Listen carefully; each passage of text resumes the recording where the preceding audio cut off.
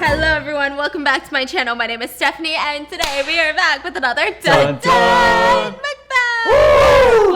So today I'm excited because we have...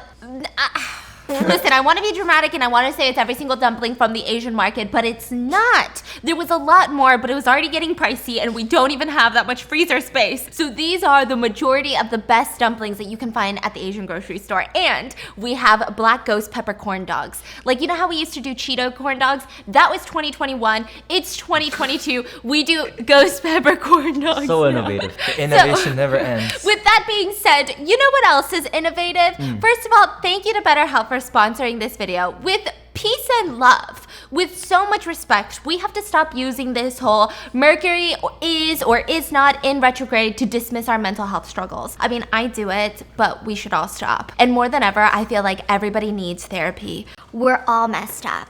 No, I'm kidding. But I do see a lot more people around me in the comments even saying they've been struggling recently. And I want to suggest something that has just exponentially helped me, which is BetterHelp online therapy. It's one of the best things I've ever done for myself, my family life, my relationship with my fiance, and this is coming from someone who had a horrible first experience with in-person therapy. So I just really clicked with my therapist from BetterHelp. She's really good at helping me maintain mindfulness. Okay, so for example, she knows that whenever my fiance and I are stressed from work or life, we tend to fight more. And now she's helping us be more mindful of recognizing when we actually feel stressed so that we can be more conscious of the way that we're talking to each other. And it's been a huge learning process for us, a hard one, but a beneficial one. And if you think that you might be feeling depressed or stressed or anxious, overwhelmed, BetterHelp is here to help. BetterHelp offers licensed therapists who are trained to listen and help you. They have a broad range of expertise at BetterHelp. They have over 20,000 therapists, and it gives you access to help that may not be available in your area. You just fill out a questionnaire to help assess your specific needs, and then you get matched to a therapist in under 48 hours. You can schedule secure video and phone sessions, plus you can exchange unlimited messages, and everything that you share is confidential. And you can even request a new therapist at no additional charge anytime you want. So join over the 2 million people that have taken charge of their mental health with an experienced BetterHelp therapist and get 10% off your first month at betterhelp.com/Stephanie Sue. That's betterhelp.com/Stephanie Sue. You guys get 10% off your first month just by being my listener. And I freaking love BetterHelp. So thank you, BetterHelp, for sponsoring today's video, and let's get into the food. So now, here's what we gotta do. The sauce that you guys saw What's the me. difference? So one of them is chunkier, one of them is saucier. Which one do you want, chunky or liquidy? Chunky. Chunky. Chunky. Are you ready? Let me give it a stir. It's gonna be spicy, so I don't know if I should just go all in and add it. Okay, should I start at the front? You want me to do it? Yeah. Okay. Put that. I have so much pressure. Ready? Wow. Let me just, ooh, is that not, look at that. Is that not beautiful? Oof. Look at you painting on the sauce, honey. This is food art. It's not even food anymore. It's fart. I think I'm gonna go for the corn dog first. And hold on. This is my spicy ketchup, which consists of jalapeno flavored ketchup paired with Tabasco. Okay, ready? Oh yeah. Is it good? All right. Let's do it. Let's do it. What is it? How do you like? Is it better to do it like this? Oh, I tasted ketchup on this one. But now that the ketchup sauce. Okay. Wow. Oh my god. Wow. This is delicious. Do you mind? The noodles? No. Add more texture. Wow. All right, I'm gonna go in with the dumplings. Okay, me too. Wow, the ketchup is actually spicy. I don't know what's wrong with me. I'm gonna go in for these cheese ones.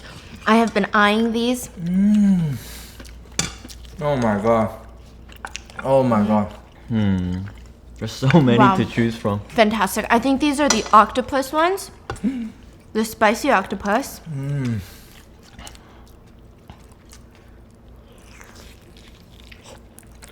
Oh my god. Is it good? The sauce is amazing. What is that? Like a chili. Chili, gochujang. I taste umami too. Is it umami? Do you taste kind of Sichuan pepper? I put in Yes. like a numbing sauce. Yes. Okay. It's pretty spicy though. This is cheese Wow. inside. Yeah. I took one of crazy. those. It's pretty good. I don't know which ones these are, but they look beautiful. They look extra fancy. Oh my god. Then you gotta try this one. This one's cheese. You're gonna like that. cheese in a dumpling. Okay. This one. Oh, it's my. so spicy. Here we go. How is it? Isn't that crazy? It's crazy. I guess I'm gonna go for it. What's in here? Was it good? Oh, it's like a chicken veggie. Was it no kimchi? I'm pretty looking good. for a kimchi or something. Ah, pretty spicy. Wow. That's so good. Okay. What is your favorite shape of dumpling? Like these are the Xiaolongbao soup dumpling shape. We have these half moons, these circular ones, the regular dumpling shape, and then these rectangular ones. Which one's Those your are fun. fave? Those are very Korean. I love these. The- What do you even call this? This? Like a whale? No, this is the traditional, Yeah, I love the traditional. original. I love it. The least favorite is probably the rectangles. Really? Yeah, I don't know why. I just get sick of it. Me too. I don't like the rectangles, but I like these big ones. They're so good, and these are so fun. They look like little. I don't even know what to call them. Do you watch reality shows? The only one I watched was like the Kardashians. You watch the Kardashians? Like long time ago. Just Are you sure? like elementary with my sister. Girl. Not every episode though. He said, "Cause that's lame." I have a. I don't know. I just got tired of it. I mean, I love reality shows. I mean, the sheer variety of reality shows these days is kind of wild. I get it. I understand the dating shows. I understand The Bachelor. But somewhere along the line, it got weird. I mean, first comes The Bachelor, then Too Hot to Handle, which I'm not gonna lie, I thoroughly enjoyed it. A bunch of hot, horny people that lose money every time that they kiss, every time that they touch, or God forbid they do the nasty, every time they have the sexual experience. I think they lose like $30,000. What? You never watched that? No. $30,000. It's pretty good. Is it recent? Yeah, it's so good. It's It's recent. on Netflix. So you lose 30K if you kiss someone. No, I think I kissed is like as- 3,000. just that? Oh. Yeah, just the sex. And you know it's so romantic. Uh-huh. My fiance was looking at me and was like, "I'll pay $30,000 and we'll do it." Yeah, it's not worth. It's not worth. Baby, you're worth any price. Ew. Ew. And with the cooking shows, yeah, I get Master Chef, I get it, I get Hell's Kitchen. But then came, is it cake or not? Have you guys seen that show on Netflix? It's the contestants, they bake cakes, and people have to guess, is it a cake or is it a real purse? That should be easy, no? Yeah. Not really. They're really good. That's fascinating. I like that. Why don't you like that? I mean, it's good, but is it really that? Could I watch it for 5 seasons? Oh, yeah, I probably could. Are you kidding? Damn. Anyway, who comes up with these bizarre reality shows? I swear, these networks be putting a bunch of interns into a room, pumping them with an IV up their veins of just fucking Red Bull and letting them come up with 100 ideas before they're allowed to leave to go back home. Today, we are talking about one of the biggest reality shows in China, where a producer's bad idea turns into multiple seasons of pain and dirty secrets. But before we get there, we have to explore all the horrible reality show ideas. There was one called Bet on Your Baby. I mean, just the title. Bet on alone. your baby? Bet on Your Baby. What do you think the premise is? Can you give a guess? You go. just bet on your baby. What do you- If like, you lose, what do you mean? Give the baby. Like a baby contest. You give away the baby, he Yeah. said. Give away the baby. Yeah. Like, I bet my baby that Exactly. I can beat you in arm wrestling. Exactly. And if you lose, you gotta give them the baby. Exactly. I feel like a lot of parents would lose on purpose. My sister would lose on purpose right now. The babies are put in a room, right? And let's say a cupcake magically drops from the ceiling. And they're already pre-recorded, right? This is a horrible example. But the concept is the parents are on stage watching the footage, they pause it, and they say, "What do you think your baby is gonna do next?" And they give options. It's like Jeopardy, but you are trying to guess if you know the baby well enough. Like maybe you think she's gonna burst out crying on all fours and beg for McNuggets. Maybe you think she's gonna pick her left nostril. It's a bit strange, okay? We should do something like that with Yeah, Sophie. we should. Yeah. That's a great idea. Yeah, much more normal than what Dan and I had imagined. Yeah. Yeah, that's good. There's one called Who's Your Daddy? Oh, you're not the father. No? They get an adult who is adopted. And the adult has to guess their biological father in a room full of 25 men. Okay. It's like a Jubilee show. Oh, the 25 dates thing. Like 25 random men, and you need to find your biological father. And you point at that person. If you're right, you get to walk away with $100,000. If you're wrong, the random dude who's not even your daddy gets $100,000. That sounds fun. Wait, is it 100,000 from your money? No, Oh, but then- it's still so traumatic. I'll do it. Then it's like worth. Worth. That's worth. That's He worth. said that's worth. You're not losing much. Like, you're not losing anything, you know. Or trauma? I don't know. Okay, it's a bit traumatic. There's also another one called bridalplasty. Speaking of trauma, sorry, last one. There's 12 hopeful brides, and they compete in a chance to win their dream plastic surgery procedures before their wedding. Which, like, I'm totally for plastic surgery, but that one's kind of bad, crazy. We can't forget, I Want to Marry Harry. Did you guys remember that? 12 women gather to complete bachelor style for the love, affection, and the marriage of Prince Harry. What? What? Yeah, Harry was in a reality show? No way. Prince Harry. Except at the end, it's revealed it's not Harry. It's just another red-haired British man that is not royal in any sense. So did they get mad? A little bit. Bruh. And then now on national television, you have to decide, are you going to be a crazy person and be like, oh, I was chosen to marry you. You're not Prince Harry. What do you do? Do you leave? Do you stay? These are good. These are great. So ideas. good. They're so sadistic. It's so good. So this one in China might be crazier than all of them. The concept itself is not the most controversial. It's going to take you a minute, let it soak in, and then you hear what happened to everybody that participated, and it's almost like a Black Mirror episode. And the viewer, the audience, is part of the episode. So how they reacted to every single person in this show, it just feels like Hunger Game vibes. So what's the concept, Stephanie? Get rich city kids, get poor village kids, and you swap their lives for like a week or two. You know this? That's interesting. Not only I know this. My grandma has wanted me to get on that show. What? No way. Why?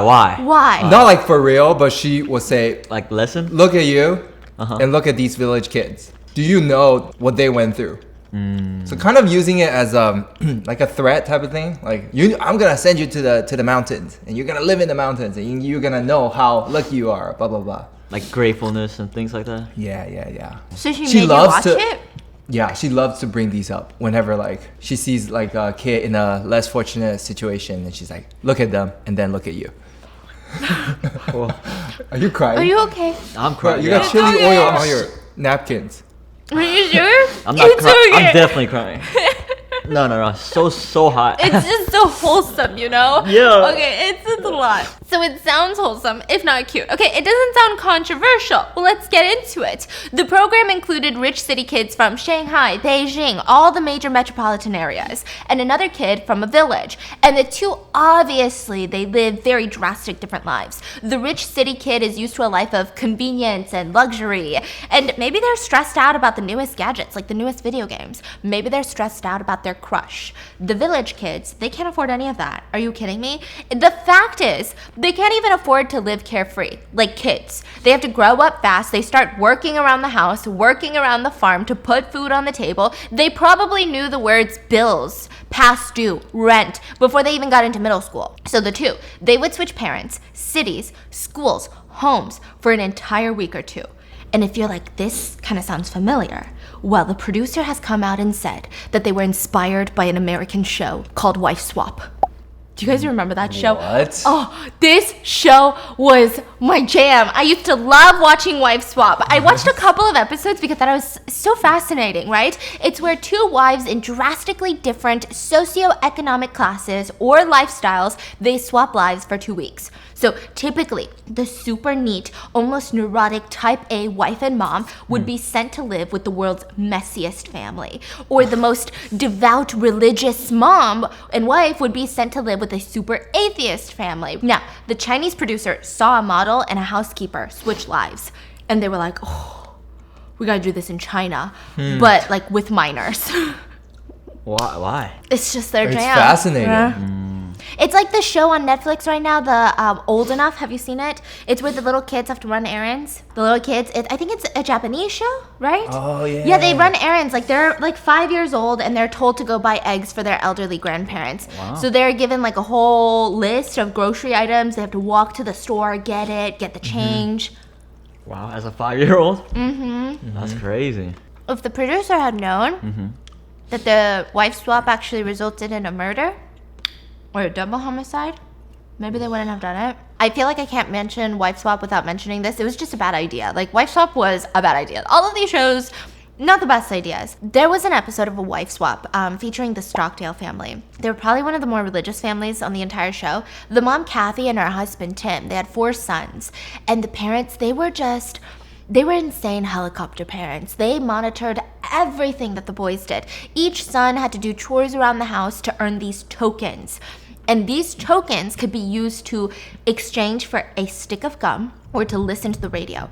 And this radio, you couldn't listen to pop music or rap music. You could only listen to like Christian music. It was like a damn jukebox at a church or something. And they were never allowed to date, curse, even though the oldest is like 19 years old and is like a full-on adult at this point. Nothing. Kathy and Tim were just beyond strict. They were scared of the city. They thought that their sons would be sucked into sin and exposed to evil in the city. They straight up said, our children are being raised away from violent language, sexual influences, drinking, smoking, drugs, rap music. All those things are left behind in the city. Instead, we are raising our children on a diet of wholesome activities on the farm. We're keeping their minds pure and their bodies healthy. Like, it was such a strict home. The boys were kept busy from sunup to sundown, doing chores, doing schoolwork. They had this band where they would go perform in barns, but it's not even like rock star vibes, right? They couldn't even eat any processed food, not even once in a while. Kathy said, we don't eat anything prepackaged. It just doesn't have a place in a wholesome, nurturing environment. I call all that rubbish Franken foods. It's science experiments gone wrong. I insist on only eating food that is raised in our natural habitat, like our chickens. So, I mean, I get it, it's good, but it's just kind of like too extreme, right? Anybody want some dumplings? Now, when Kathy goes on to swap lives with a woman named Lori. Then why did she go on a show like this? Yeah, that's a good question. Like, she's so against like everything. So religious, don't even want to eat processed food. But she's like, let me go on a reality TV show. Let me go to a different family that does all the things that I hate. That Maybe is she weird, wanted right? to change people's opinions on TV. The viewers, you know, maybe she thought it was like missionary work. Maybe. Okay, I'm gonna take my glasses off. Okay. Okay. It's too sweaty. Yeah. Too hot? Like, my nose is too sweaty. So she swaps lives with a woman named Lori, who seemed super liberal compared to Kathy, but she was probably just a normal mom. Now, Lori goes to Kathy's house, and she tries to make the kids happy. She's letting them play video games, and at one point, one of the kids named Jacob runs outside crying. And Lori's confused, like, I just told you can play video games and watch TV. Why are you crying? This is a good thing, no? I'm not mad at you. Shouldn't you be happy? And he told her, no, I'm gonna go to hell if I play video games. And so Lori cried multiple times on the show just by seeing how badly the boys were being treated. She was just so sad that they weren't ever able to be kids. Well, years after this wife swap episode, Jacob, that same boy, ended up shooting his mom, Kathy, and his younger brother, and then tried to take his own life. What? It wasn't successful, and Jacob was rushed to the hospital, and he ended up surviving, but he was charged with 30 years for both murders. My God. Nobody really knows what the motive was since he pled guilty, but Lori from Wife Swap believes that Jacob's strict upbringing probably pushed him over the edge. So, Wow. I'm just saying, maybe it's not the best to be inspired by a show like this. Now, obviously, the show had its problems, but the Chinese producer was inspired nonetheless and wanted to recreate it with the little kids. Now, the very first episode was called Changes from the Internet, and it dealt with a boy, let's call him Chris.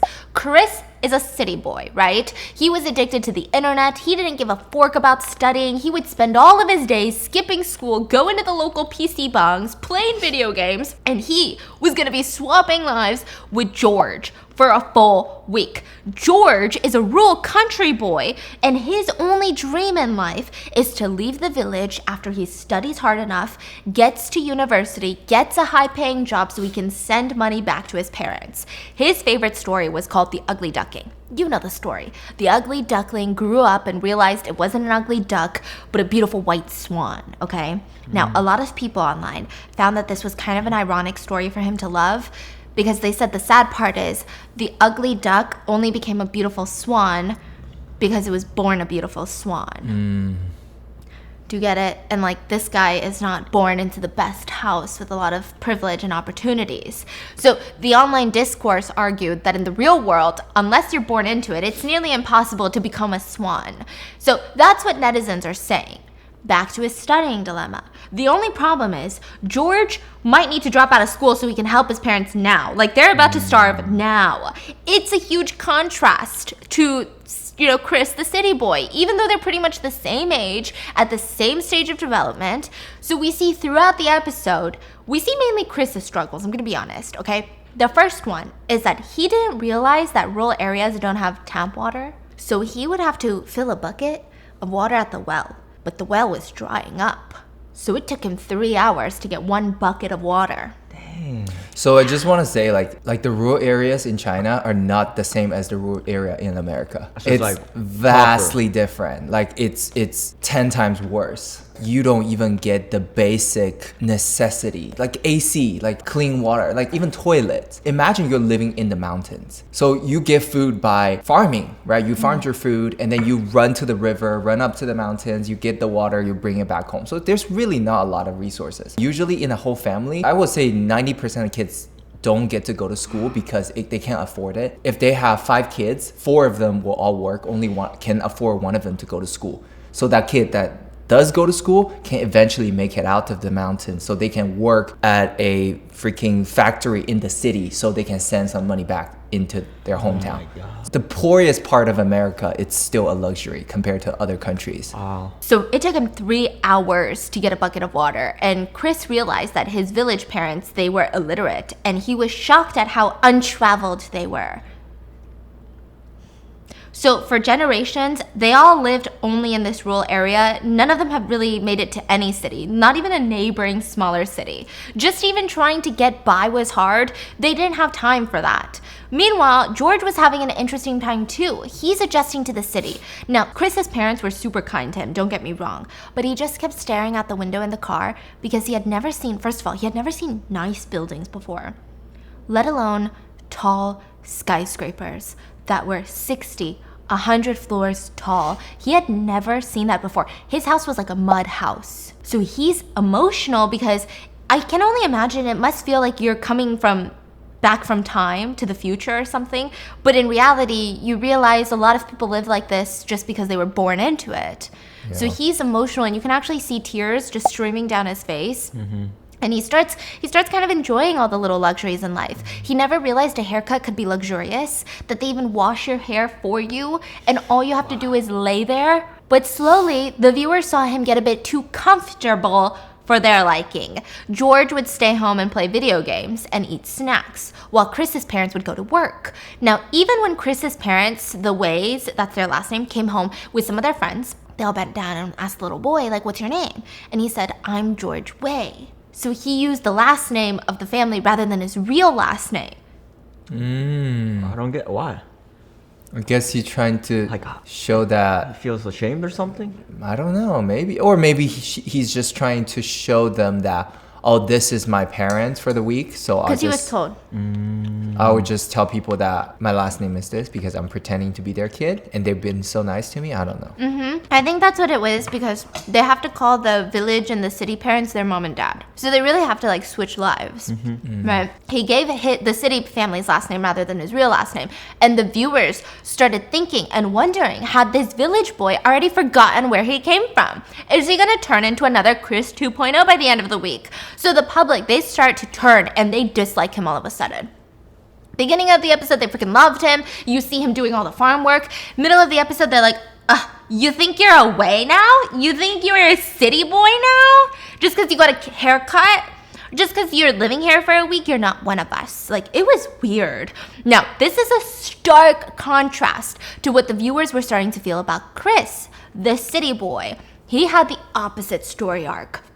So you see George, the humble, hardworking king, go to the city, be moved by the possibilities, and then fall into the city trap of becoming lazy and entitled. And his story starts at the top, and he finds himself making his way downtown. Now then, Chris, this guy was at the bottom. Everyone wanted to slap him across the face when the episode started. He even went further down from there because the minute that he gets to the village house, he's grossed out by his living conditions. He just hated everything about the village. He was visibly disgusted by everything and everyone. But as the 7 days pass, you see him starting to work harder. And he's helping George's blind father. He even volunteered to work a full day so he could pay George's parents back for everything that they did for him. And before he left... So this is like what the show wants Yes. the message to be, because it's about changing you, right? A spoiled kid goes to village, sees how hard it is to live this type of life, and then you're like, oh my God, I need to be a good person. So that is the whole message. Before he left, Chris went to George's dad and told him, Dad, Mom, take care of your health. So he had this stereotypical villain to hero story arc, right? So that's not to say that George didn't have his redemption. He did. The village boy had his redemption. At first, he was loved by the viewers, then hated. And at the end of the episode, the day before the actual exchange, George was told that his dad was sick. He had fallen and got hurt. George immediately packed his bags and begged to go home right now. He said that since his dad had fallen, he needed to go home to harvest the wheat. Nobody else could do it but him. He had to go to work. So it was such a moving moment that the city parents, they even offered to sponsor George's studies later on in hopes that he would get to a university one day. So both parents, both kids, both families, they were just so moved to tears by the whole experience. And the viewers, they could feel it. They were moved by these raw emotions. Everyone loved the freaking show. It was an instant hit. It was a show that was entertaining enough. It was family friendly. It had the drama. It had the villains, the crazy moments, the unbelievable moments, and also what they call poverty porn. So reality shows that are focused on people in impoverished areas, they do get really good views. Whether it's impoverished hoarders, just poverty porn. It's a thing, it's very popular amongst like middle, upper class viewers. I guess it just gives you a sense of like oh wow. No, like you feel kind of good that you're not in that position. Maybe. I'm assuming. It's a thing. It's like you feel like, oh wow, like what we have is good. At least we have a home. Like you feel like, oh wow. And then I also heard that there is a deeper level to it. People will feel bad. Poverty porn isn't just reality shows. It could be pictures. So that's why you see a lot of people go to impoverished areas and taking pictures. A lot of people say that the psychology of seeing a picture like that and you feeling sad for them actually makes you feel good about yourself, because you think to yourself, wow, I feel sad for them, which means I'm a good person. Then loss porn, investing, like people post how much they've lost. Oh. You know what I'm talking about? Well, I still don't get why they post that. It's probably similar to this, to show like, oh my God, I lost so much money this week. Here's a screenshot of how much money I lost. But how's that good for it's yourself? But it's a thing though. It's a thing people do. That's so interesting. It's not, I don't think it's good at all. Yeah, and You it's should not not like, be, it's like- not bragging or anything either. Right, but people love it, love to share that. Yeah, it's a thing, right? You've seen them. Yeah. He's like, yeah, me. Oh yeah. As a third party, I think I've seen more loss porn than gain porn. For sure. Yeah. Yeah, especially this week. All right. So I think it had all the elements. The parents, the kids, everyone could watch it without feeling like they were watching trash TV. The viewers probably left the show feeling good about what they had just seen. Like, oh, I just learned some life lessons instead of watching Too Hot to Handle or Love Island, right? A lot of viewers said no matter how many episodes that they watched, they cried every single time.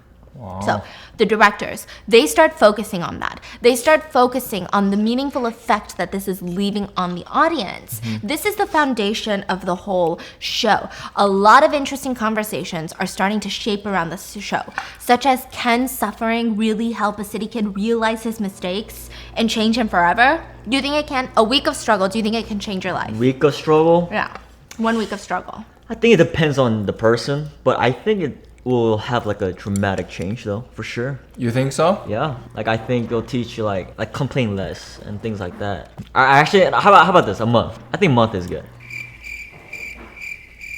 All right, did I say month? I meant a year. Did I say a year? I meant your whole life. Okay.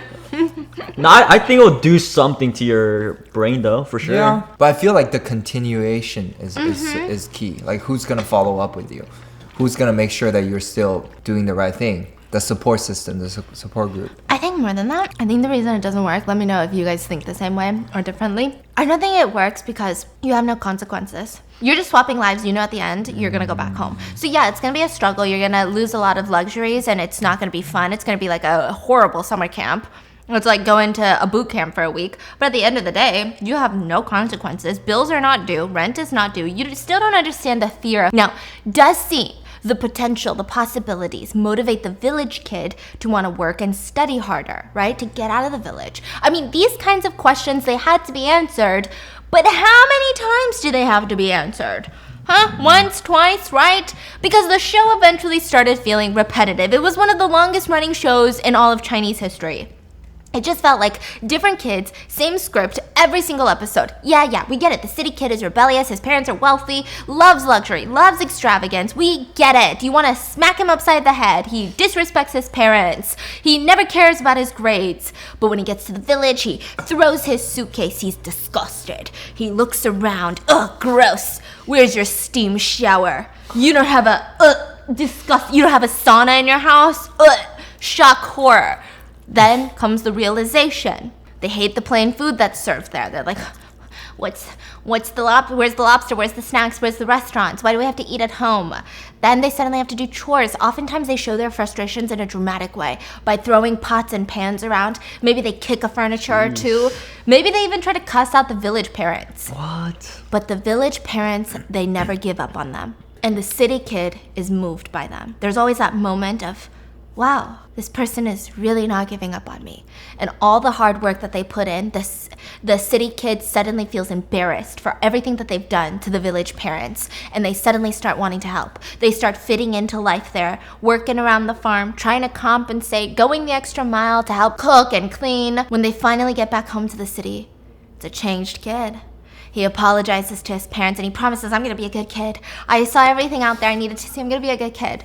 Then you have the rural kid. He or she is excellent in self-discipline, studies hard, well-behaved, and honestly, this kid is like a mini adult, and you feel bad for them because you don't have to be an adult, but they are. They don't have the luxury of playing with toys, and they're always well-behaved. They spend all day studying and then working on their farm. Maybe you even get those shots of them studying in the moonlight or with a small dim flashlight, and this kid just has a miserable life, and he doesn't have emotional connections with his parents because they're all just so stressed.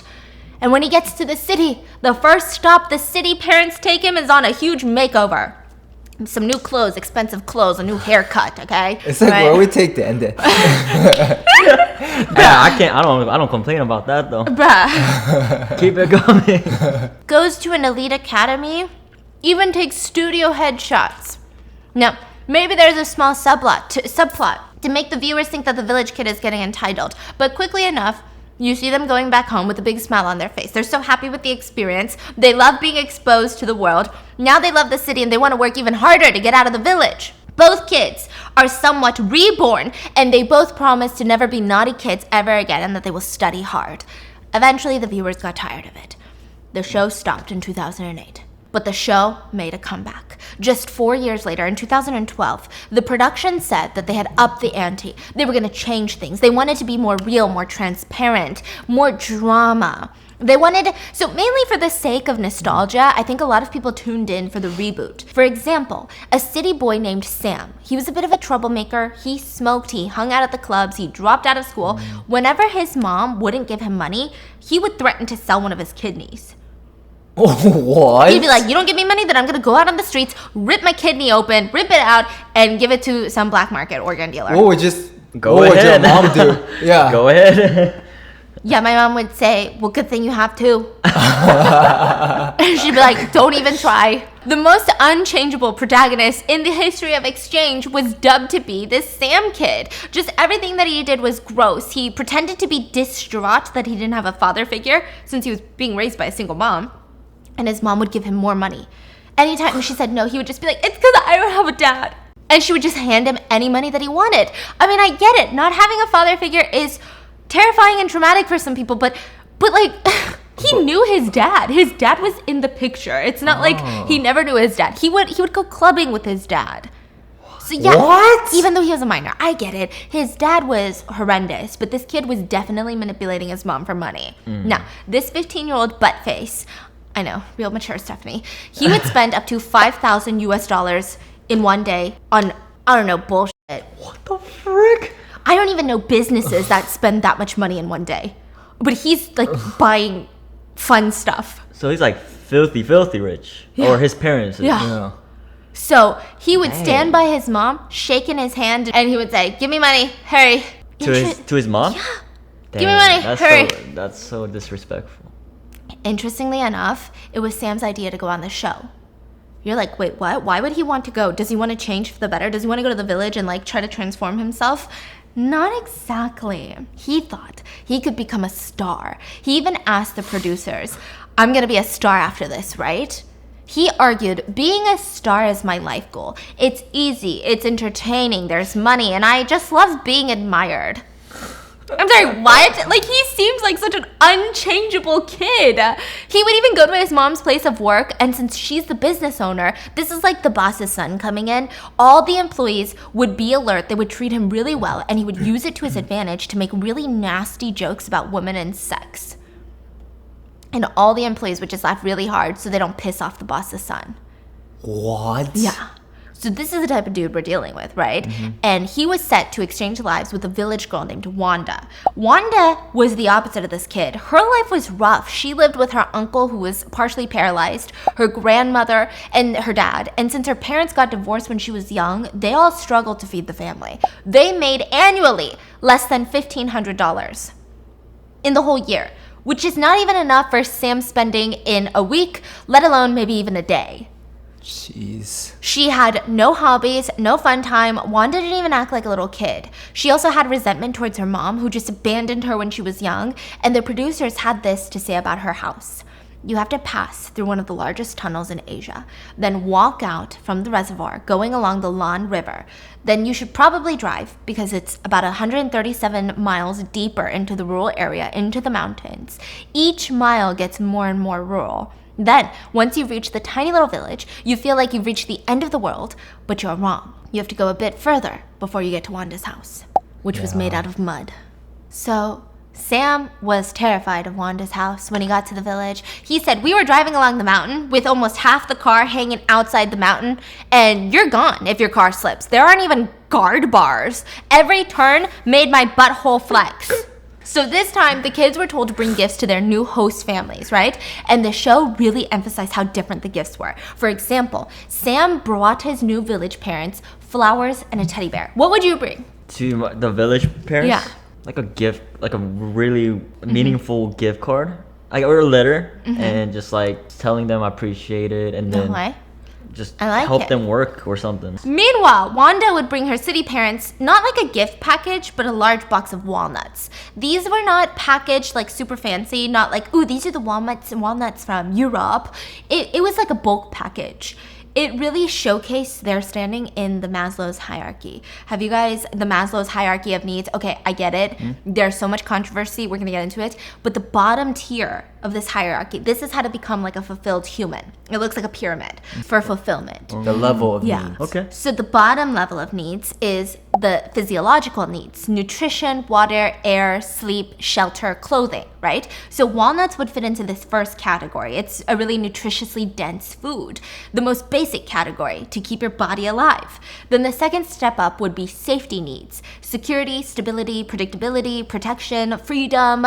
Then the third level up would be structure, order and law. So this is kind of, having some sort of moral balance, I guess.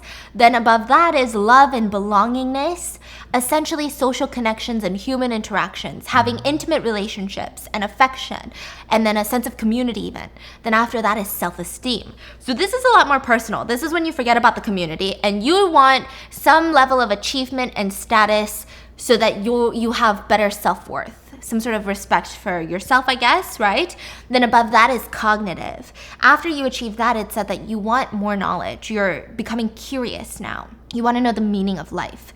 Not necessarily knowledge on how to do your job, but like bigger questions. Almost heading into like the spiritual territory. So once you've hit that, then you want aesthetics. You start garnering an appreciation for beauty and art and balance. And this is not to say that you have a house worthy of Architectural Digest or that you're collecting art, but maybe you love it. Maybe you're appreciating it genuinely. Maybe you're collecting a few pieces of not even expensive decor, but decor. Maybe you go to the museum here and there. You spend time finding vinyl records, clothes to express your artistic side. It's all about like expressing yourself artistically. Then, once you have most of those, right? Because think about it, if you can't even put food on the table, that shit is a waste of time. You wear whatever clothes you got. Like, you're not trying to express your vibe in your clothes today. Exactly. You're trying to pay your bills. This is kind of where the teddy bear fits in. The aesthetic category. It's not necessarily useful. It's not even security or safety unless you're a kid. Yeah. You're giving it to parents, and flowers, they die. So again, it's aesthetic. You're appreciating the beauty for 2 seconds. Now, what on earth is the village family going to do with the damn teddy bear? It's not going to feed them. It's not going to keep the lights on. It's a thoughtful gift, but it's not something that they'll actually want. Yeah. And then on top of that stage are 2 more. Self-actualization is on top of that. This is when you realize your full potential and you're focused on personal growth and fulfillment. Then the last one is called transcendence. This sounds like a cult. Okay. So apparently these are for people who have achieved everything below and they want to provide service now. Not everyone at the top of the pyramid is a billionaire or even a millionaire. And likewise, not all wealthy or rich people are at the top of the pyramid. So this is where a bit of the controversy and the usefulness of this pyramid comes in. I saw it getting a lot of heat, maybe because a lot of finance dudes started using it. A lot of finance dudes started to use it as an example that you need to reach financial success or freedom to achieve a higher level of transcendence. So people who have more money are transcended, which is such an elitist concept, right? It sounds like a cult, like a capitalistic cult, but it's not necessarily implying that you need to reach each step to get to the next. I think the whole purpose of this, honestly, if I can just be honest, is that if you're hungry and if you have no shelter, or if you're worried about being beat by a loved one, who knows when, you can't really achieve your full potential.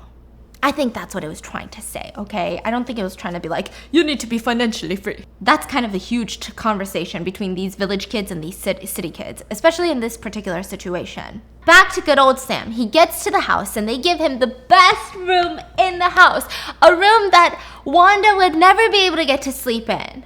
They even cooked him a hot chicken meal, which normally they only eat potatoes, and he hated the chicken meal so much he actually put his chopsticks down, looked at his village family, and said, "Thank you, but sorry, I'll get fat if I eat too much." After dinner, he went back to his room and felt the blanket that was laid down on his little quilt mattress, and he was disgusted that it was a bit moist. So he looked at the director and said, "Maybe we should stop filming and go home."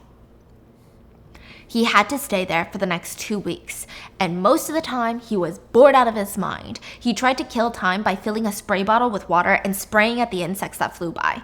Some days, he would play this little game of shooting at the insects from morning until nighttime. What?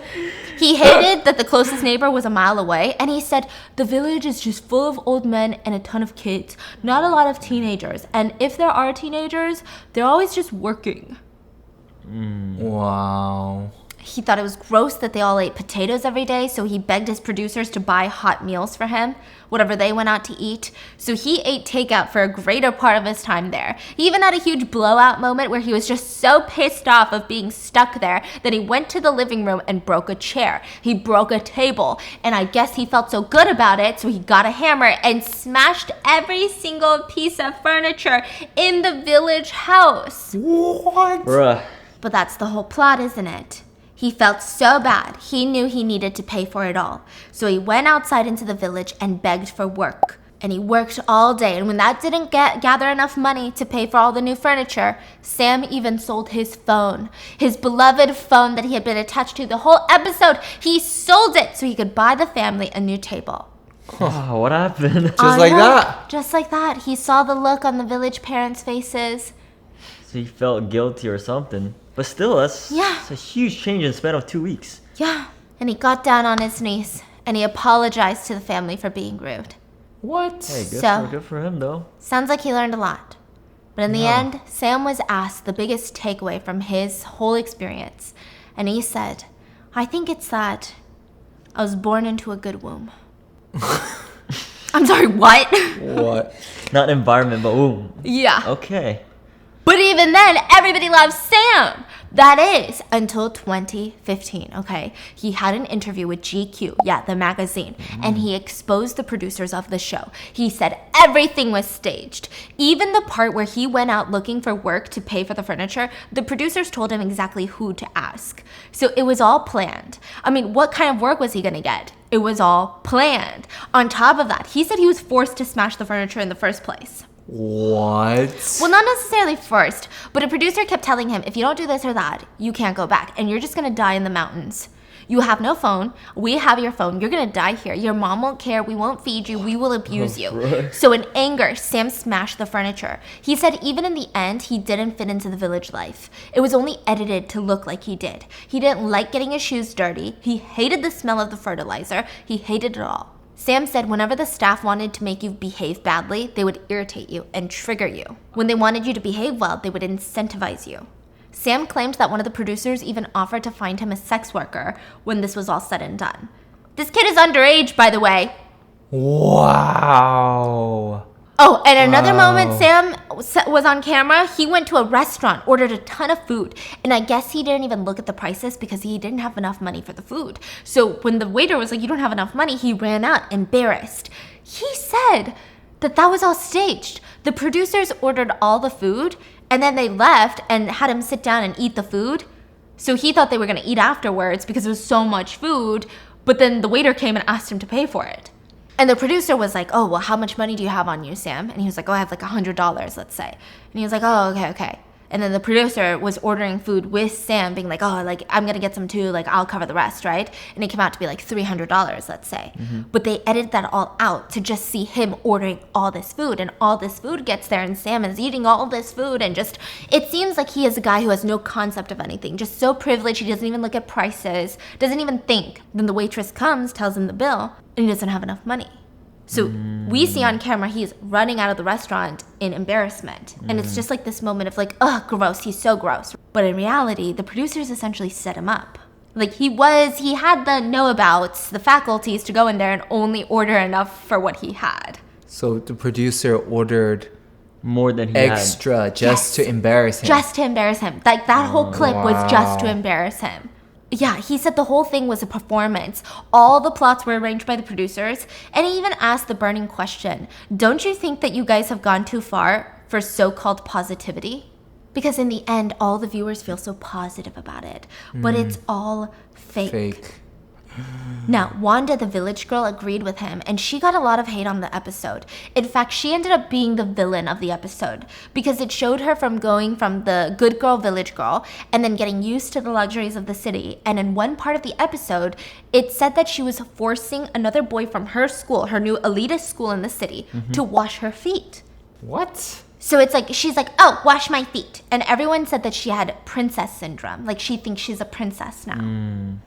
Maybe that was staged too. Yes. That is so odd. Well, I've never heard such demand. Yeah. Because she was from the village. Like, how can someone have that? Or even in the city. I've never seen... Have you ever seen someone say, wash my feet? Yeah. Yeah, at church. Okay, that's different. Yeah. Okay, that's different. I washed Scott so many feet. Wanda said that's not actually how it went down. The producers woke her up from a nap and she had no idea what was going on. She was so confused. And they told her that this boy is gonna wash your feet.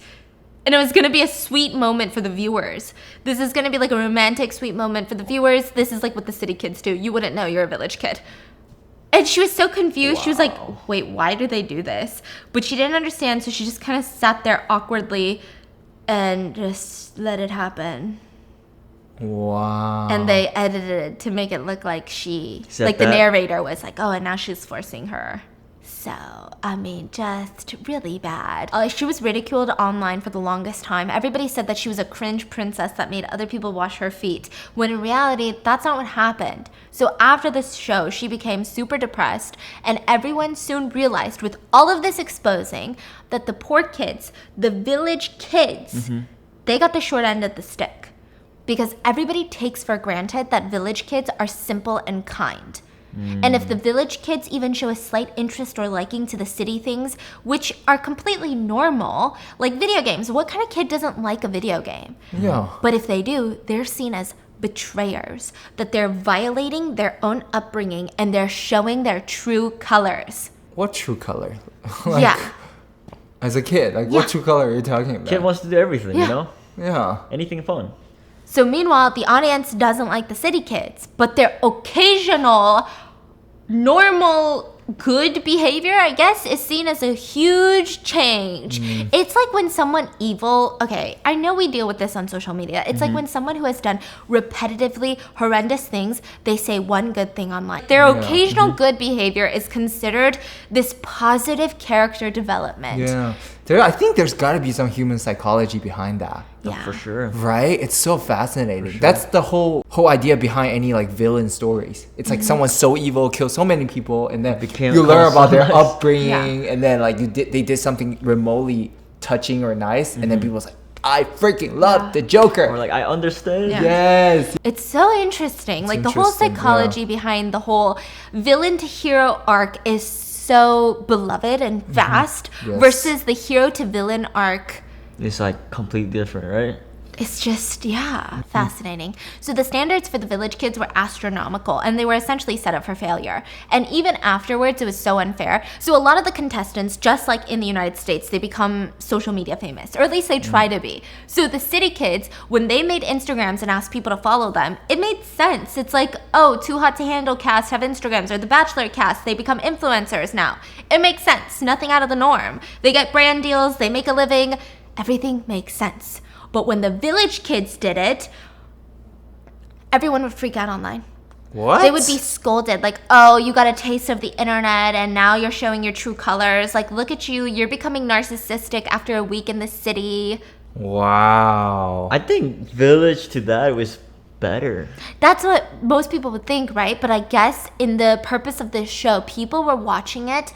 Most city people were watching it to get something from it. They wanted to know that there are village people out there that are pure and will always be like that, and like shoo them away. We don't want to see them too often. We just want to see them once in a while so we feel better about ourselves. But now you guys are trying to infiltrate our world, our social media world. Like, that was the vibe people were giving. A lot of the city kids said this. I think living in the village is hard. I did a lot of hard work, but the night I got home, I went to the clubs. Like, I was back to my original self the night that I got back. Like, it's impossible for me to stop smoking or stop going to the club or spending money. Sam was even asked, what do you think changed since you got back? He said, I used to think an Audi and BMW were good cars, but after the exchange show, I think now I should be driving a Ferrari or a Lamborghini. What? Which is a change for me. So now I'm asking my mom for a Ferrari, which she said yes, because because you guys call it Falali. Ferrari. So fala or something means getting help from others in Chinese. Is what he Getting said. what? Help from others, getting help. Li means sounds like everything goes well. Yeah, Lee. Yeah, so apparently his mom agreed to it because she believes in this type of superstition, he said. Wow, superstition, Ferrari, wow. Must be nice. Another city kid named Helen was there, and she was one of the most rebellious on the show. She was very hot-tempered. She loved to yell at her parents. She even kicked her stepdad into submission. But her favorite tagline was that she was going to have plastic surgery until she was dead. She hated poor people. She said any pieces of clothing that are under $3 should all be burned. What? A lot of people said watching her talk made them want to beat her up. So of course she goes viral. And no matter how annoying she was, she did have the whole successful story arc. At the end of the show, she promised to never have plastic surgery again. She cried and she touched a ton of people. But right after, she starts her initiative to become a social media star, and it's clear that she's still constantly getting plastic surgery, and she wasn't even trying to hide it. Which again, nothing is wrong with plastic surgery, but like you just promised 2 seconds ago. And by the time that she was 19, she already had 33 surgeries done, and in 2019, she gave birth in true influencer fashion. She live streamed it with her husband. Giving birth, and they were live streaming asking for tips and donations. Like tips on how to have a successful birth, but also donations. For giving birth? Yeah. But, and it gets worse. They had a wedding, and the whole wedding was sponsored. Like straight up. Okay, I know celebrity weddings are sponsored here and there. Like they'll have like Kourtney Kardashian's weddings recently was sponsored by Dolce & Gabbana, right? Everybody wore Dolce & Gabbana. Crazy. It's crazy. It's fascinating to see the whole culture, right? I don't know if we'll have a wedding, but like, listen, bitch, if you see a row of Flow water, maybe it's sponsored. I don't know, right? But they did it so weird. They did it so weird. It wasn't even like, here's my wedding video. By the way, the sponsor of today's video. It wasn't like that. They were live streaming the wedding.